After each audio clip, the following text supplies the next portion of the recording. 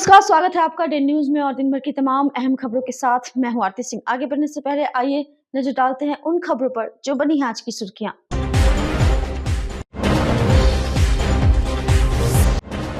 मुजफ्फरपुर में दर्दनाक घटना, पिता ने 3 बेटियों के साथ अपनी जिंदगी को बोला अलविदा। घटना के बाद इलाके में सनसनी।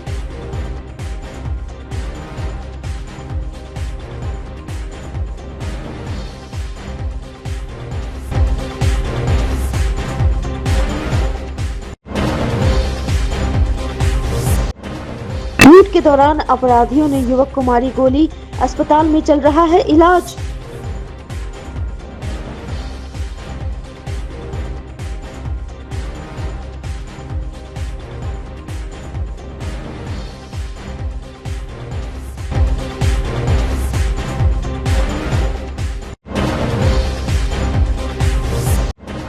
और मुजफ्फरपुर में तेज रफ्तार का कहर, हादसे में 2 युवक की मौत।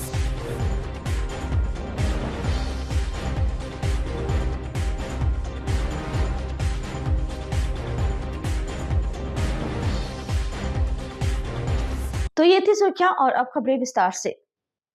मुजफ्फरपुर में एक दर्दनाक घटना सामने आई है। यहाँ गरीबी से तंग आकर एक पिता ने अपनी 3 बेटियों के साथ जिंदगी को अलविदा कह दिया। इतना ही नहीं बल्कि 2 मासूम बेटों को भी जान से मारने की कोशिश की गई। घटना से इलाके में सनसनी फैल गई है। सूचना मिलने पर पुलिस मौके पर पहुंची और शवों को पोस्टमार्टम के लिए भेजा गया। घटना सकरा थाना इलाके के नवलपुर मिश्रौलिया वार्ड 4 की है। नवलपुर मिश्रौलिया वार्ड 4 के रहने वाले अमरनाथ राम जो मजदूरी करते थे, घर में अपने 5 बच्चों के साथ रहते थे। 1 साल पहले उनकी पत्नी की मौत हो चुकी थी। अमरनाथ राम ने अपनी 3 बेटी अनुराधा, शिवानी और राधिका के साथ घर में ही अपनी जीवन लीला समाप्त कर ली। स्थानीय लोगों के मुताबिक सुबह सुबह बच्चों के चीखने और चिल्लाने की आवाज आई। जब उनके घर में जाकर देखा तो फंदे से लटका हुआ 4 शव दिखाई दिया, जिसके तुरंत बाद सूचना स्थानीय सकरा थाना पुलिस को दी गई। पूरे इलाके में खबर फैलते ही आसपास के लोग जमा हो गए। मौके पर पहुंची पुलिस ने शवों को बरामद कर पोस्टमार्टम के लिए भेज दिया है। तो वहीं 2 मासूम बच्चे भी बेहाल मिले हैं। बताया जा रहा है कि पिता ने उन्हें भी जान से मारने की कोशिश की थी, लेकिन गनीमत रही कि दोनों बच्चों की जान बच गई। पुलिस ने मामला दर्ज कर जांच शुरू कर दी है। स्थानीय लोगों का कहना है कि शख्स की पत्नी की 1 साल पहले ही मौत हो चुकी है। पिता अपने 5 बच्चों के साथ रहता था। वह आर्थिक स्थिति को लेकर अक्सर परेशान रहता था। हालांकि अब तक आत्महत्या का कारण स्पष्ट नहीं हो सका है। यही मिला हम लोग के। सुबह में बच्चा जब चिल्लाया तो हम लोग आए तो देखे तो ये लोग पूरा पसरी लगा के मरा हुआ है। जो मरे हैं कितने लोग मरे हैं? 4 आदमी हैं, 3 बच्ची हैं, एक अपने खुद की है। इनकी पत्नी नहीं थी क्या? नहीं, पत्नी साल भर पहले डेट कर चुकी है। अच्छा। और 2 बच्चे हैं अभी? तो 2 बच्चे हैं। कितने बजे की घटना लग रही है? ये करीब 4 बजे के है। सर, यहाँ का जो है इसकी पत्नी थी पहले, 5 बच्चे हैं। 3 तो लड़की थी, वो 3 लड़की और 2 लड़का अभी और बचा हुआ है। मतलब बच गया किसी भगवान के ऊपर वाले के दया से। तो इसका घर की स्थिति मतलब शुरू से ही खराब है। घर की स्थिति मतलब आर्थिक तंगी, क्योंकि ये कमाना चाहता नहीं था। सुबह से लेकर शाम को घूमना, और जो भी यहाँ घर में बनता था तो पहले पत्नी थी कमाती थी तो उसे चल जाता था। अभी जो राशन पानी मिल रहा था सब, उससे जो बच्ची सब खाना वाना बना कर रख देती, आता खाता। अब फिर सुबह 4 बजे चला जाना है, रात को 8 बजे 10 बजे रात में घूमते हुए आना था। अब कोई काम धाम करता ना, कभी काल जो है किसी का कोई काम था, कुछ पैसा मिल जाता था इसको, तो वो भी अपना इधर उधर में ख़त्म कर देता था। तो अभी जो घर की स्थिति है, या आप ऑन स्पॉट देख रहे हैं, तो इससे भी कोई भी देखेगा जाहिर होगा कि आर्थिक तंगी इसके पास में था। सकरा में नारायणपुर गांव है, वहाँ पे एक परिवार के 3 बच्चे बच्चियां और एक जो पिता हैं उनके द्वारा फांसी खुद भी लगाई गई पिता के द्वारा, 3 बच्चियों को भी फांसी लगा करके, और उनकी मृत्यु हो गई। 2 बच्चे जो लड़के थे उनको भी पिता ने कोशिश की थी, लेकिन वो सेफ है। तो टोटल 4 लोगों की मृत्यु हो गई इसमें। हम लोगों ने वहाँ पे विज़िट किया, पुलिस तुरंत पहुँची थी, मैं भी पहुँचा था, डीआईजी साहब भी वहाँ पे पीओ का अवलोकन किया गया है। एफएसएल की टीम भी गई है, सारी सैंपलिंग की गई है, सैंपल लिया गया है। विस्तृत तौर पे जांच की जा रही है कि कारण क्या है। जो 2 बच्चे उनके जो प्रत्यक्षदर्शी थे, उनके द्वारा यही बताया गया है अभी। उसके अलावा भी हम लोग जांच करेंगे कि पिताजी थोड़े दुखी रहते थे। उनके जो पत्नी है 10 महीना पहले उनकी मृत्यु हुई थी, उसका भी था और 5 बच्चों का भरण पोषण था। तो इन सारी बिंदु को हम लोग जांच कर रहे हैं और जो भी होगा आगे की कार्रवाई विधि सम्मत हम लोग करेंगे। अब तक की जो जांच हुई है इसका क्या अभी अभी कहना उचित नहीं है कि क्या कारण होगा, पर बहुत सारे डॉक्यूमेंट्स हम लोग को और अन्य चीज़ों को देखना होगा। उसके बाद बच्चे बहुत क्योंकि छोटे हैं, 7 साल का बच्चा है जो सबसे बड़ा है, जो 2 बच्चों में 7 साल और एक 4 साल का, तो बहुत ज़्यादा डिटेल में कुछ बता नहीं पा रहे हैं, तो डॉक्यूमेंट के हिसाब से हम लोग देखें। मुजफ्फरपुर के साहिबगंज थाना अंतर्गत आशापट्टी परसौनी वार्ड नंबर 4 स्थित एक घर में रविवार की देर शाम 23 साल के युवक का शव मिलने से इलाके में सनसनी फैल गई। इसकी सूचना पर साहिबगंज थानाध्यक्ष सुनील कुमार दलबल के साथ घटनास्थल पर पहुंचे तो युवक का शव घर के दीवार में फंदे से लटका मिला। पुलिस ने शव को नीचे उतरवाया और मृतक के पॉकेट से मोबाइल फोन बरामद कर आगे की प्रक्रिया में लग गई। वहीं पुलिस मामले की जांच में जुट गई है। थानेदार सुनील कुमार का कहना है कि आत्महत्या का मामला है, लेकिन किस कारण से मौत हुई है और पूरे मामले की जांच की जा रही है। इस मामले की जांच के लिए एफएसएल की टीम को भी बुलाया गया है। वार्ड 4 के पार्षद पुत्र रितेश कुमार ने बताया कि मृतक प्रभु शाह के पुत्र प्रकाश कुमार के बड़े भाई ने रविवार की शाम कॉल करके उसके भाई की मौत की जानकारी दी, तो उन्होंने पुलिस को इसकी सूचना दी। बताया कि मृतक के परिवार के अन्य सभी लोग मुंबई रहकर मजदूरी करते हैं। यह कुछ दिन पहले बाहर से गांव आया था, घर पर अकेले रहता था। आसपास के लोगों में विभिन्न प्रकार की चर्चाएं हो रही हैं। कोई प्रेम प्रसंग में आत्महत्या करने, तो कोई परिवार के सदस्य के द्वारा अधिक कर्ज लिए जाने से घटना होने की आशंका जता रहे हैं। इधर सोमवार सुबह से सोशल मीडिया पर एक वीडियो वायरल हो रहा है और कहा जा रहा है कि प्रकाश कुमार ने मौत से पूर्व एक वीडियो बनाकर पोस्ट किया, जिसमें कहा जा रहा है कि हमारे घर परिवार पर कर्ज है, सरकार ऐसा कुछ करे कि कर्ज को माफ कर दे, और मौत का दोष सोनू नामक व्यक्ति पर लगाया जा रहा है। कई लोगों का कहना है कि मृतक को थाना क्षेत्र के एक गांव के युवती से प्रेम प्रसंग चल रहा था। शुक्रवार को मृतक अपनी भाभी को पुणे छोड़ने ट्रेन से जा रहा था।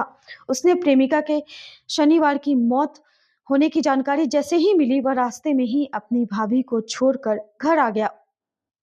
हमारे वार्ड संख्या 4 में एक बच्चा सुसाइड कर लिया है, फांसी लगा लिया है, इसलिए हमने थाना को सूचित किया है। थाना प्रभारी महोदय यहाँ आए हैं, 112 पर मैंने सूचना दिया था, थाना प्रभारी में आए हैं। अब वो पोस्टमार्टम के लिए आगे का क्या प्रक्रिया होता है वो देखा जाएगा। क्या नाम है मृतक का? मृतक का नाम प्रकाश कुमार है। उम्र कितना है? 22-23 साल होगा लगभग। नाम? प्रभु शाह। कहाँ का निवासी है?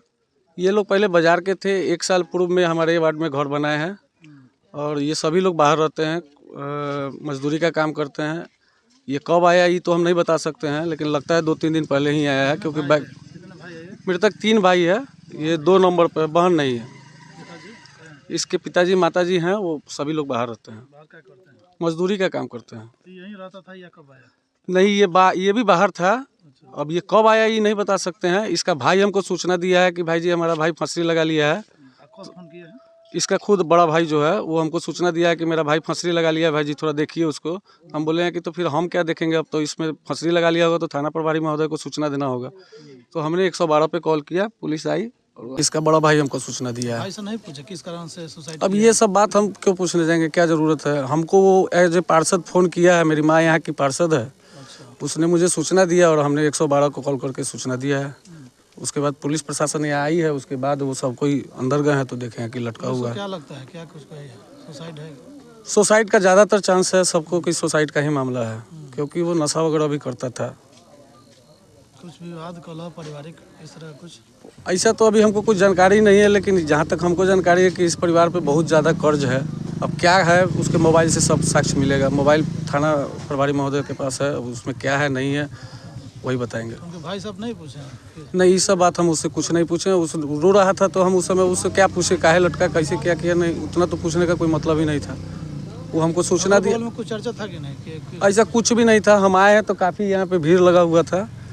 हाँ, तो फिर उसके बाद हम बाहर में ही खड़े थे, प्रशासन आए हैं तो प्रशासन के साथ हम गए हैं तो देखें कि वो लटका हुआ है। परिवार के लोग आएंगे?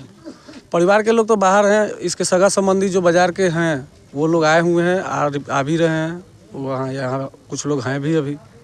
मुजफ्फरपुर के बरुराज थाना क्षेत्र के बनकट गांव के पास नहर पुल के समीप रविवार देर शाम एक बाइक सवार युवक को नकाबपोश बदमाशों ने गोली मारकर लूट की वारदात को अंजाम दिया है। बदमाशों ने युवक से करीब 5,000 रुपए नगद, मोबाइल फोन और उसकी बाइक छीन ली। घटना के बाद आरोपी नहर के रास्ते बरुराज की ओर फरार हो गए। बताया गया कि एक ही बाइक पर 3 अपराधी सवार थे। गोली युवक के बाएं हाथ में लगी जो आर पार हो गई। घायल की पहचान मोतीपुर थाना क्षेत्र के बगही मालिकाना निवासी सुरेश महतो के पुत्र ब्रिजेश कुमार के रूप में हुई है। घायल अवस्था में ब्रिजेश ने राहगीर के मोबाइल से परिजनों को सूचना दी। परिजन मौके पर पहुंचे और उसे मोतीपुर सामुदायिक स्वास्थ्य केंद्र में भर्ती कराया, जहां प्राथमिक उपचार के बाद डॉक्टरों ने उसे एसकेएमसीएच रेफर कर दिया। फिलहाल पुलिस पूरे मामले की जांच में जुट गई है। हम जा रहे थे, 3 आदमी से हमको धक्का दिया। कहाँ जा रहे थे आप? हम साहेबगंज जा रहे थे घर से? हाँ। अच्छा ये बनकट पुल का घटना जी। और 3 आदमी से पहले धक्का दिया हमको, गरिया बंद कर दिया। उसके बाद हम दोबारा स्टार्ट किए, तब तक एक आदमी पीछे से आके पीछे से लोहा से गर्दन पे वार कर दिया। अच्छा। उसके बाद चाबी छीन लिया और हम बहुत मतलब उससे माफ़ी भी मांग रहे थे कि वो छोड़ दीजिए, जो लेना है ले लीजिए, हमको खाली जाने दीजिए। तब एक आदमी बंदूक लिया था, मैंने मार दिया शायद। अच्छा तो कई आदमी से था वो? 3 आदमी से कौन था। गाड़ी से था रहा होगा वो पल्सर 220 से था। पहचानिए, चेहरा खुला हुआ था या बंधा हुआ था? नहीं, वो सब चेहरा बंधा था। सबका चेहरा बंधा हुआ था। किधर गया है उससे गाड़ी लेकर के? वो सीधा नहर दे के सीधे निकल गया है। वो अथी क्या बोलता है, नहर दे के जो सीधे चला गया है और सुबरराज आगे बढ़ गया, हर नहीं तब जाता है। हाँ। अच्छा तो उसके बाद आपको सूचना, आपके पास मोबाइल था? तो मेरे पास मोबाइल था। अच्छा, तब किसको बुलाया? कुछ पैसा भी था। अच्छा, ले लिया? सब ले लिया। तो आपको यहाँ तक कैसे आए हैं? यहाँ तक हम एक बार दूसरे से हेल्प लिए हैं, उससे फ़ोन मांगे हैं घर वाले से, जी। तो घर पे फ़ोन किया। मुजफ्फरपुर के सरैया थाना क्षेत्र के मुंगौली स्थित एनएच पर सोमवार को बेकाबू बस ने सड़क पार कर रही बाइक को रौंद दिया। हादसे में मुंगौली निवासी मोहम्मद लतीफ के पुत्र 25 वर्षीय मोहम्मद हैदर की मौके पर ही मौत हो गई, जबकि मोहम्मद महमूद गंभीर रूप से घायल हो गया। इस दौरान घटनास्थल पर अफरा तफरी मची रही। बस चालक, कंडक्टर और खलासी बस छोड़कर फरार हो गया। सूचना पर पहुंची सरैया पुलिस ने घायल युवक को सीएचसी में भर्ती कराया, जहां से प्राथमिक उपचार के बाद चिकित्सकों ने एसकेएमसीएच रेफर कर दिया। घटना से आक्रोशित लोगों ने एनएच को जाम कर दिया। इससे थोड़ी देर के लिए आवागमन बाधित हो गया। जाम की सूचना पर पहुंचे सरैया थानेदार सुभाष मुखिया पुलिस बल के साथ मौके पर पहुंचे और लोगों को समझा बुझाकर करीब आधे घंटे बाद जाम हटवाया। वहीं बस में सवार यात्रियों को अन्य वाहनों से गंतव्य की ओर भेजा गया। जानकारी के अनुसार बस सरैया से मुजफ्फरपुर की ओर जा रही थी। इसी दौरान सड़क पार कर रही बाइक को रौंद दिया। टक्कर इतनी जबरदस्त थी कि दोनों युवक गंभीर रूप से घायल होकर सड़क पर गिर गए। आसपास के लोग जब तक मौके पर पहुंचे तब तक मोहम्मद हैदर दम तोड़ चुका था। पुलिस ने बताया कि युवक के शव को पोस्टमार्टम के लिए एसकेएमसीएच भेज दिया गया है। दुर्घटनाग्रस्त बस जब्त कर ली गई है। परिजनों की ओर से आवेदन मिलने पर प्राथमिकी दर्ज कर आगे की कार्रवाई की जाएगी। मुंगौली में एक्सीडेंट हुआ, 2 पेशेंट हॉस्पिटल में गया, लेकिन हॉस्पिटल में कोई स्टाफ है ना, वो डॉक्टर है। कोई डॉक्टर भी नहीं है वहाँ? कोई डॉक्टर, कोई स्टाफ नहीं है। हल्ला चिल्ला करने पर एम्बुलेंस मिला, फिर उसको रेफर गाड़ी में भेजा गया, थाना के गाड़ी में भेजा। वहाँ पे एक भी वहाँ पे ये नहीं था।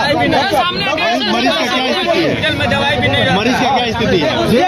मरीज और बेड रखा है, 1-2 है कि मतलब क्या धुआं मैंने एक आदमी की मौत हो चुकी है जी जी लेकिन हॉस्पिटल में गया था तो उसका जान था समय जान था। अच्छा कौन सी डॉक्टर के नहीं रहने की वजह से क्या हुआ? बस है 4 चक्का बड़ी बस जी यहाँ अक्सर घटना ऐसी जी हिंदगिरी गाड़ी जो मुजफ्फरपुर से छपरा जाती है। यहाँ तक कि एम्बुलेंस नहीं है वहाँ हॉस्पिटल में, एम्बुलेंस नहीं रह पाते हम लोग प्रशासन की गाड़ी में भेजे हैं। जो बच्चा अभी ठीक ठाक है अभी उसको हम लोग प्रशासन की गाड़ी में भेजे। क्या लग रहा है जो जिसका स्थिति ठीक है वो कब कैसी स्थिति में है वो अभी समझ उसका भी नहीं कहा जा सकता क्योंकि वो कुछ बोल नहीं रहा है, बोलने की हालत में नहीं हो, क्या कहें हम लोग। अच्छा पहचान हुआ है कहाँ के? मेरे गाँव का ये सब क्या नाम है? सब भाई समझिए भाई लगता है जी। मृतक का क्या नाम? मेरा हैदर अली नाम है। घायल है उसका क्या नाम? जो अभी आया महमूद आलम जी। वो दोनों कहाँ जा रहे थे? दोनों सरैया साइड निकल रहे थे, कुछ काम से जा रहे थे जी। अभी उस साइड से निकले थे, दाहिने साइड से पीछे साइड बस मारा। अच्छा बस अभी आगे लगा। इसी गाँव के रहने मंगोली है मंगोली। मैंने बस को पकड़ लिया गया है जी, बस पकड़ा बस। और ड्राइवर चालक कहाँ है? चालक भाग गया। हाँ भाग गया चालक फरार। कार्रवाई की मांग आप लोग कर रहे हैं प्रशासन से? अभी देखिए पहले तो हॉस्पिटल का सुविधा, अभी वहाँ पे डॉक्टर नहीं है, पहले बात एम्बुलेंस की सुविधा नहीं है क्या। अभी जो डॉक्टर के ना रहने की वजह से उनका मृत्यु हुआ है, जो हैदर अली है जो अभी डेथ किए हुए हैं, समझे। डॉक्टर को ना रहने की वजह से हुआ है। हम लोग बहुत ज्यादा मांग किए हुए हैं, तब जाकर हम लोग प्रशासनिक गाड़ी में उनको लोडिंग। क्या मांग है, आप क्या कार्रवाई चाहते हैं? आप लोग कार्रवाई क्या, उनका जो भी काम किया है सब अच्छा से हो यहाँ से, बस यही हम सोचना चाहते हैं।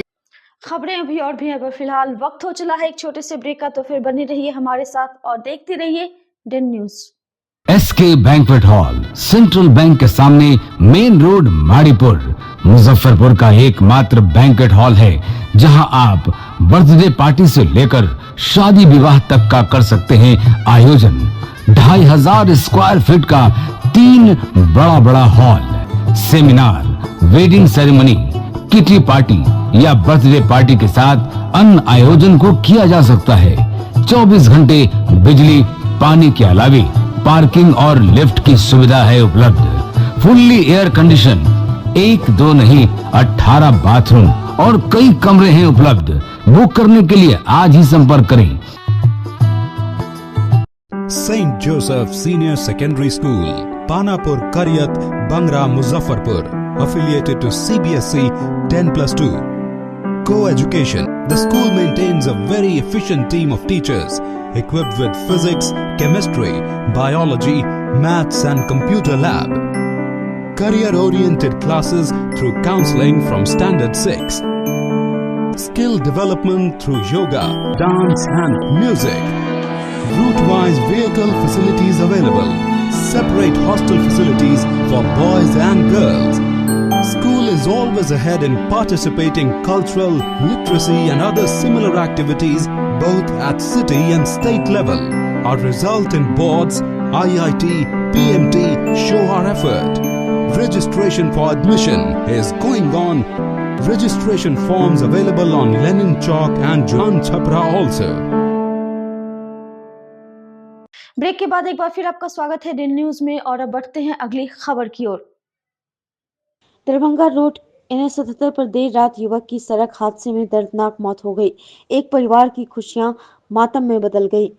मुजफ्फरपुर के बोचहा थाना क्षेत्र के सरफुद्दीनपुर ओवरब्रिज के विपरीत दिशा में तेज रफ्तार बालू लदे आ रहे अनियंत्रित ट्रक ने 24 साल के पंकज कुमार को रौंद दिया।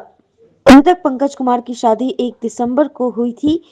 पहली अपनी नई नवेली दुल्हन से मिलने ग्राहा थाना क्षेत्र में ससुराल रामपुर जयपाल जा रहा था। ट्रक की रफ्तार इतनी तेज थी कि बाइक के परखच्चे हवा में उड़ गए। पंकज का शव और बाइक ट्रक के पिछले चक्का में बुरी तरह फंस गया।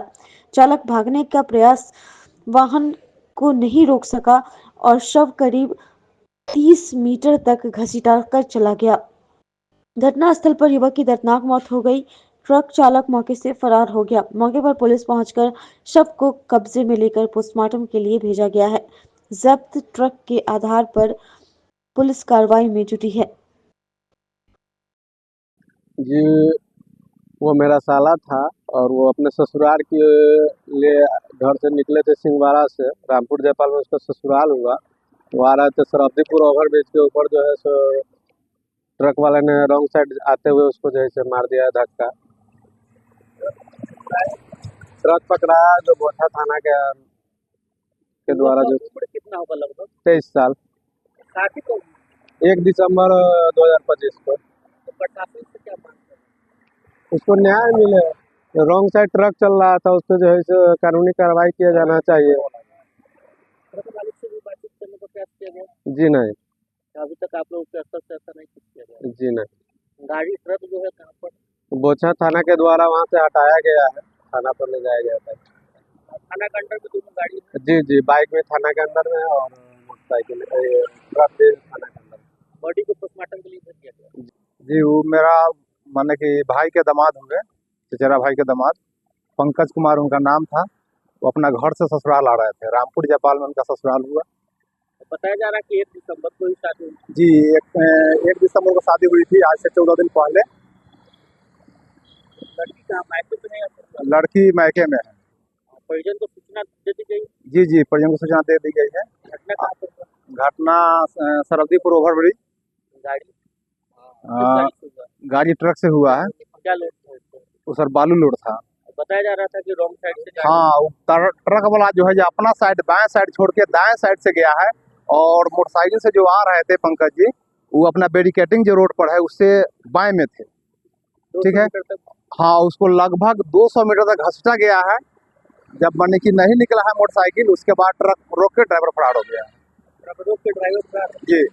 भारत विकास परिषद की पुणे इकाई के सहयोग से मुजफ्फरपुर के लंगट सिंह कॉलेज परिसर में दिव्यांगजनों के लिए एक विशेष कृत्रिम अंग मापन शिविर का आयोजन किया गया। इस मानवीय पहल ने स्थानीय दिव्यांग समुदाय में नई आशा जगाई है और दर्जनों जरूरतमंदों को आत्मनिर्भर बनाने की दिशा में महत्वपूर्ण कदम उठाया है। शिविर में कुल 100 दिव्यांगों ने पंजीकरण कराया था, जिसमें से 60 दिव्यांगों के कृत्रिम हाथ पैर सहित विभिन्न अंगों के लिए सफलतापूर्वक मापन लिया गया। परिषद के क्षेत्रीय संयुक्त महासचिव कृष्ण कुमार चौधरी ने बताया कि पुणे स्थित इकाई में आधुनिक तकनीक का उपयोग कर इन कृत्रिम अंगों का निर्माण किया जाएगा।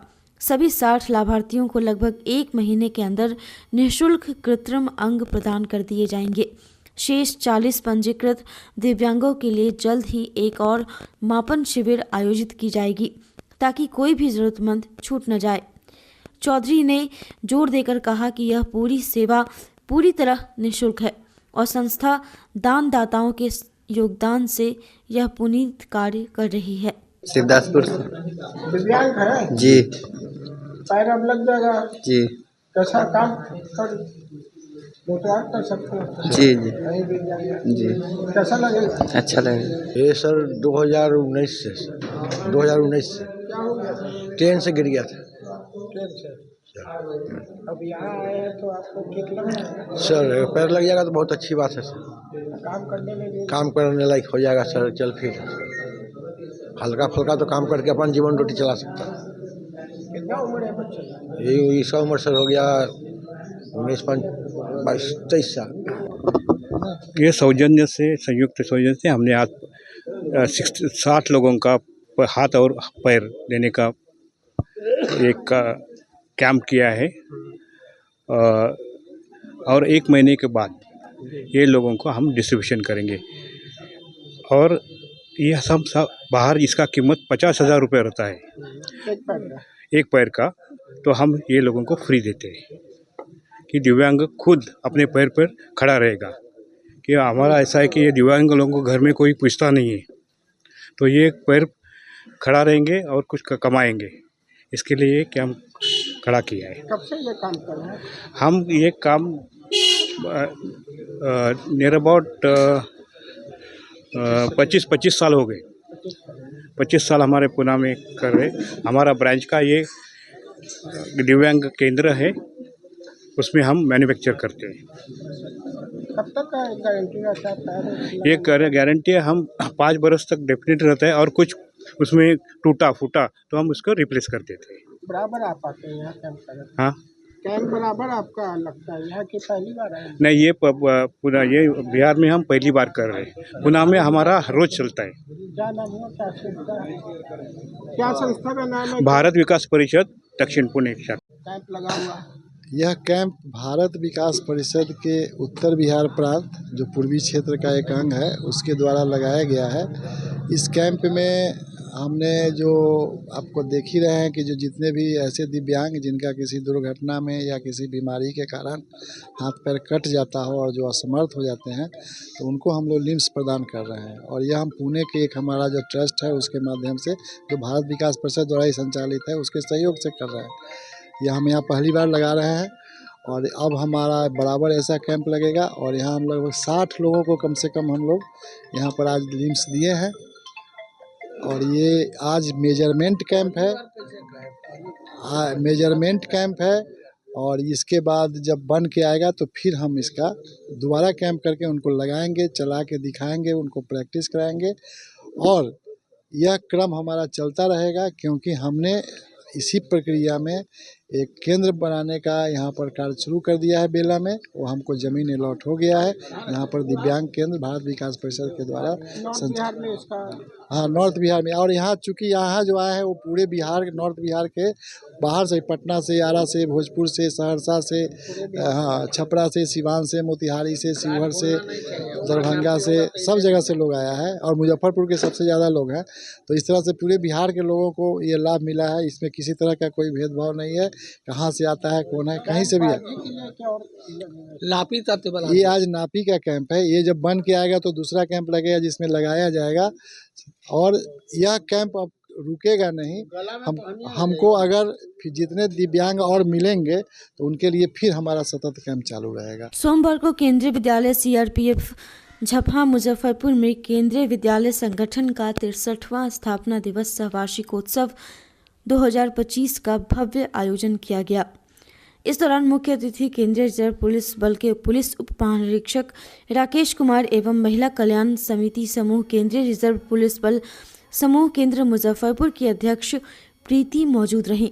विद्यालय की प्राचार्य मंजू देवी सिंह ने मुख्य अतिथि एवं विशिष्ट अतिथि को हरित पौधे देकर स्वागत किया। स्वागत के पश्चात छात्राओं ने गणेश वंदना एवं स्वागत नृत्य प्रस्तुत किया।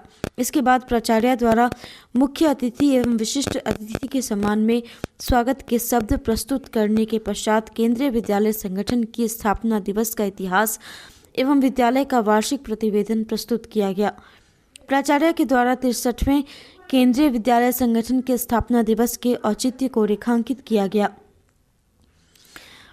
मंच संचालन नीलम कुमारी, साक्षी कुमारी ने किया। इसके पश्चात सांस्कृतिक कार्यक्रमों की श्रृंखला प्रारंभ हुई। गणेश वंदना, स्वागत नृत्य, गरबा, एक भारत श्रेष्ठ भारत, अनीश फातिमा की जीवनी, वाद्य वादन, पंजाबी डांस, कथक डांस, कथा वाचन, प्राथमिक संभाग के द्वारा ग्रुप डांस, बिहार लोक नृत्य, राजस्थानी डांस, चित्रकला प्रतियोगिता, नृत्य का रंगारंग प्रदर्शन किया गया।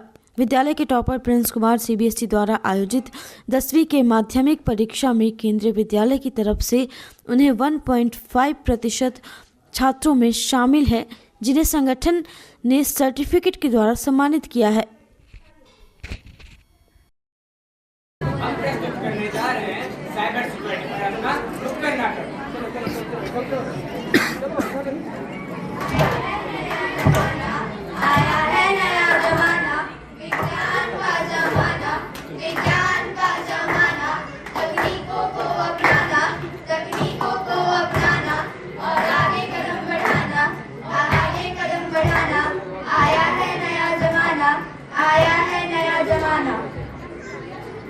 नया जमाना नया दौर है, सबका अपना स्टाइल है। जिधर देखो उधर यारो सबके हाथ में मोबाइल है। मोबाइल है, मोबाइल है, सबके हाथों में मोबाइल है। इंटरनेट की सबको ऐसे जकड़ लिया, छूटे सारे रिश्ते नाते जब से मोबाइल हाथ में पकड़ लिया। हाँ तो क्या है इसमें खराबी, हर ताले की है ये चाबी। नया युग जो आया है, साइबर युग कहलाया है। समय की धन को बचाता है, एक बटन दबाओ काम हो जाता है। सभी को पता है कि भारत विभिन्न भाषाओं और संस्कृतियों का देश है, जिसका प्रतिबिंब केंद्रीय विद्यालय में भी देखा जाता है। और इसकी छोटी सी झलक लेके हम सभी बच्चे आपके सामने प्रस्तुत हैं। हिंदी साहित्य के महान कवि भारतेंदु हरिश्चंद्र जी का हिंदी भाषा के उत्थान में महत्वपूर्ण योगदान रहा है। उन्हीं के सुप्रसिद्ध कथन से मैं इस भाषा उत्सव का शुभारंभ करती हूँ। निज भाषा उन्नति अहे सब उन्नति को मूल। निज भाषा उन्नति अहे सब उन्नति को मूल। बिन निज भाषा ज्ञान के मिटत नहीं को सूझ, मिटत नहीं को सूझ।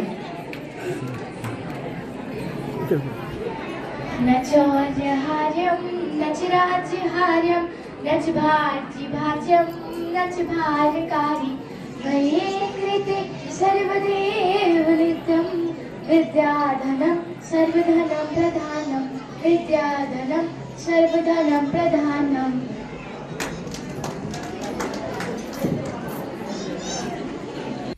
सोमवार को श्री नवयुवक समिति ट्रस्ट व नागरिक मोर्चा के संयुक्त तत्वावधान में मुजफ्फरपुर की छोटी सिरागंज स्थित भगवान लाल पुस्तकालय सभागार में देश के महान स्वतंत्रता सेनानी भारत रत्न लौह पुरुष सरदार वल्लभ भाई पटेल की 75वीं पुण्यतिथि के अवसर पर श्रद्धांजलि सभा का आयोजन किया गया, जिसमें भगवान लाल सहनी, अरुण शुक्ल, समाज सेवी एचएल गुप्ता, राजकुमार चौधरी, सत्येंद्र कुमार सतेन, अंजनी कुमार पाठक, स्वतंत्रता सेनानी महेंद्र प्रसाद श्रीवास्तव, परमेश्वरी देवी सहित उपस्थित शहर के गणमान्य लोगों ने उनके चित्र पर पुष्प चढ़ाकर भावभीनी श्रद्धांजलि अर्पित की।